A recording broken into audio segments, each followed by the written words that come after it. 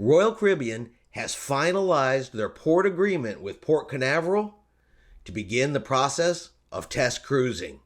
Let's talk about it right after this. Hey everyone, Chris here with High Seas Cruising, and welcome to today's video. Before we get started, like always, if you would, do me a favor, hit that subscribe button. It does continue to allow us to bring you cruising content and helps our channel grow. So just in case you're not familiar with port agreements, what it is a requirement from the CDC as part of the conditional sail order and the framework for conditional sailing. This port agreement is part of the phase 2A of the conditional sail order, and it's a signed agreement between the executives of the cruise line, the port and state health facilities, and of course the CDC. What this agreement does is it explains what the cruise terminal would do in the event of a COVID-19 outbreak on board a cruise ship, and how it's going to keep the cruise terminal and the gangway safe and sanitized. So it's essentially health and safety protocols for the cruise terminal itself and the folks that work there, stocking the ship, refueling the ship, and employees inside the cruise terminal itself. The cruise line has to have signed contracts with medical facilities on shore in case there's any COVID outbreaks, and they also have to provide signed contracts for housing for any quarantining of patients that are sick with COVID. That will require isolation and quarantine. So now that this port agreement has been finalized, what it does now is go to step 2 of the process, where it's submitted to the Florida Department of Health for them to sign off and approve it. Once they do that, then Royal Caribbean can submit it to the CDC for their approval as well. And this is the first requirement that has to be met in order to begin the test sailing process. So they've submitted it to Florida. Once Florida approves it, it's going to go to the CDC for their approval. And here's kind of where the timeline is going to get a little bit unknown at this point, because how long is it going to take for Florida to approve it? How long is it then going to take for the CDC to approve it? Once the CDC approves it, goes back to Royal Caribbean, only then can Royal Caribbean request a test sailing, and that has to be done 30 days prior to the test sailing. So for example, let's say they've got all of this approved by the very 1st of June.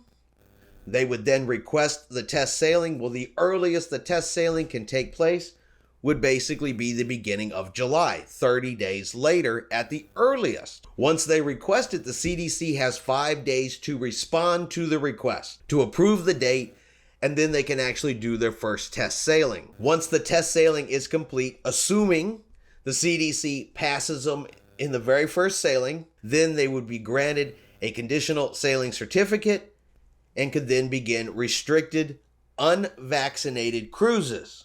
Remember, this is for unvaccinated cruises. There would not be the 98% crew and 95% passenger vaccination requirement if a test sailing is done, and that is what this is for. So if 100% everything goes right, if Florida is quick to respond, if the CDC is quick to respond to this port agreement, and then Royal Caribbean can get a test sailing, hopefully towards the very beginning of July, they do have a possibility of having July sailings, but that's a few ifs. Up to this point, the CDC has not been very quick to respond. It took them months to put out the conditional sail orders. It took them months to put out the framework for conditional sailing. Now, they have been fairly quick with updates here in the last week or two. So you never know. They may be speeding the process up, and they have been saying that they want to cooperate with the cruise ships. They want to return them to sailing.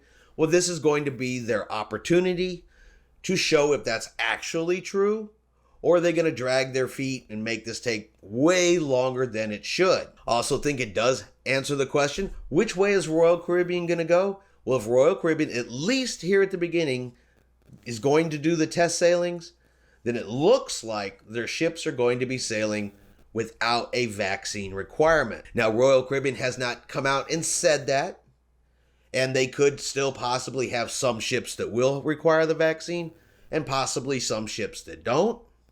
until they actually come out and say it themselves, we're still just kind of guessing, except we know they are going to do a test sailing, so there will at least be one ship or possibly more that will not require a vaccine. Because I'll be honest with you, reading through comments on some of the videos I've put out and some of the videos that other creators have put out, the vaccine has been a very hot subject.